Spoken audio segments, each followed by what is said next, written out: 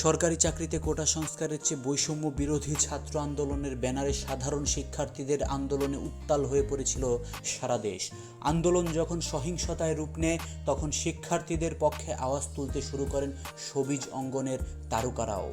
গত এক সপ্তাহে উত্তপ্ত পরিস্থিতি কিছুটা শান্ত হয়েছে, তবে এই মুহূর্তে আন্দোলন ঘিরে সংঘাত, সহিংসতায় নিহত ও গণগ্রেফতার, হয়রানির ঘটনায় যে যার মতো প্রতিবাদ জানাচ্ছেন। তারকাদেরও দেখা যাচ্ছে এই ইস্যুতে প্রতিবাদ জানাতে। এবার সেই দলে যোগ দিলেন জনপ্রিয় সঙ্গীত শিল্পী ও অভিনেতা তাহসান। বৃহস্পতিবার সকালে এক ফেসবুক পোস্টে সহিংসতায় নিহতদের স্মরণে প্রতিবাদী কণ্ঠে আওয়াজ তোলেন তাহসান, জানান নিপীড়িত শিক্ষার্থীদের পাশে দাঁড়ানোর আহ্বান। ফেসবুকে একটি প্রতিবাদী কবিতা লিখে নিজের অনুভূতি প্রকাশ করেন গায়ক। তার কবিতায় উঠে আসে নিহতদের প্রতি সহানুভূতি। দেশ ও ছাত্র সমাজের জন্য কিছু করতে না পারার আক্ষেপও ফুটে ওঠে কবিতার লাইনে।